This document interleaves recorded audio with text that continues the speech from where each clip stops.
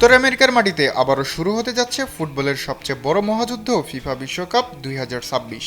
আর সেই মহারণকে সামনে রেখে নিজেদের শক্তির জানান দিয়ে ২৬ সদস্যের দাপটি স্কোয়াড ঘোষণা করেছে সাবেক বিশ্ব চ্যাম্পিয়ন ফ্রান্স। কিলিয়ান এমবাপ্পেকে কেন্দ্র করে গঠিত এই দলটিতে যেমন আছে অভিজ্ঞতার দৃঢ়তা, তেমনি রয়েছে তরুণদের বিস্ফোরক সম্ভাবনা। তবে এবারের বিশ্বকাপ ফরাসি ফুটবলারদের জন্য শুধু শিরোপার লড়াই নয়, এটি হতে যাচ্ছে একটি আবেগঘন বিদায়ের গল্প। কারণ ২০১৮ সালে ফ্রান্সকে বিশ্বসেরা বানানো কিংবদন্তি কোচ দিদিয়ের দেশমের জাতীয় দলের ডাগআউটে এটিই শেষ বড় টুর্নামেন্ট। ঘোষিত স্কোয়াডে সবচেয়ে বড় চমক হিসেবে থাকছেন গোলরক্ষক রবিন রিসার। বসুন্ধরা টিস্যু অশুদ্ধতার বিরুদ্ধে এক বিন্দুও ছাড় নয়। লসের হয়ে দুর্দান্ত মৌসুম কাটিয়ে প্রথমবারের মতো বিশ্বকাপ স্কোয়াডে জায়গা করে নিয়েছেন এই তরুণ কিপার।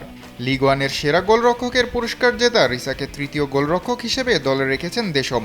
অন্যদিকে ইনজুরির কারণে সাম্প্রতিক সময়ে কিছু ম্যাচ মিস করলেও ফরাসি শিবিরের আস্থার কেন্দ্রবিন্দু কিলিয়ান এমবাপ্পে। অধিনায়কের দায়িত্ব কাঁধে নিয়ে এবারও দলের আক্রমণ ভাগের নেতৃত্ব দেবেন এই সুপারস্টার ফরওয়ার্ড। ফ্রান্সের আক্রমণ ভাগকে আরও ভয়ঙ্কর করে তুলতে এমবাপ্পের পাশে থাকছেন ব্যালন ডিওর জয়ী উসমান দেমবেলে।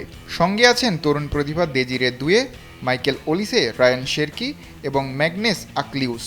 বিশেষ করে ম্যানচেস্টার সিটির হয়ে আলো ছড়ানো রায়ান শেরকি প্রথমবারের মতো বিশ্বকাপ খেলতে যাচ্ছেন, যা তাকে ঘিরে বাড়তি উত্তেজনা তৈরি করেছে। তবে চমকপ্রদভাবে স্কোয়াডে জায়গা হয়নি রিয়াল মাদ্রিদের মিডফিল্ডার এদুয়ার্দো কামাভিঙ্গার। এদিকে বিশ্বকাপের পরেই ফ্রান্স দলের নেতৃত্ব ছাড়বেন দিদিয়ের দেশম।